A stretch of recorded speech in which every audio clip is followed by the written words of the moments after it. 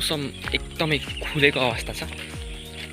विगत 3-4 दिनदेखि मुसलधारे पानी र हावाहुन्डरी चाहिँ अत्याधिक आइरहेको अवस्थामा चाहिँ आज राम्ररी मौसम खुलेको छ र अहिले पनि झप्प गरी बादल आकाशमा देख्न सकिन्छ र पानी आउन पनि सक्ने सम्भावना रहेको छ। बट आज मैले 2082 साल चैत्र 7 गते सायद 7 गते नै हुनुपर्छ र आज शनिबारको दिन एकदमै राम्ररी मौसम खुलेको र म हाल चाहिँ अहिले भनेको ट्याक्कै 8:46 बिहानको र पक्कै पनि त्यसरी मौसम खुलेको बेलामा चाहिँ एउटा अलग्गै फिल आउने रहेछ।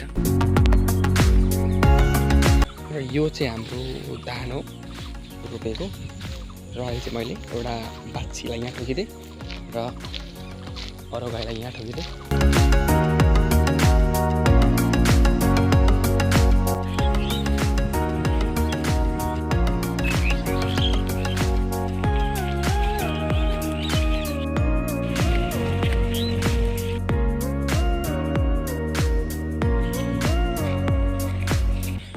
आज चाहिँ पानी एकदमै धेरै छ किनभने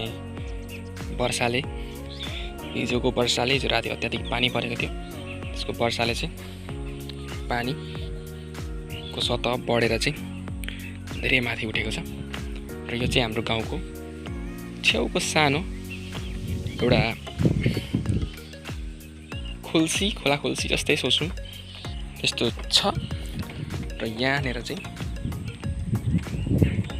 त्यसरी हाम्रो गाउँ अब यता परो यतापट्टि भनेको अर्को गाउँ पर्छ र एक हिसाबले सिमाना जस्तै छुट्याएको चाहिँ भनौँ न।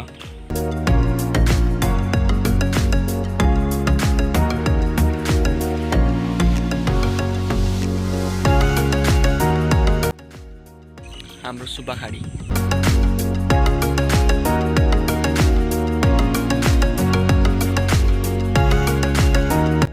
र म घर आइपुगेँ र मेरो खाना खाने बेला भइसकेको छ। यस खाना इज रेडी। भात यहाँ छ, टमाटरको एकदमै बाक्लो अचार र बाक्लो दाल र दही रहेको छ। सो अब खाइन्छ है त।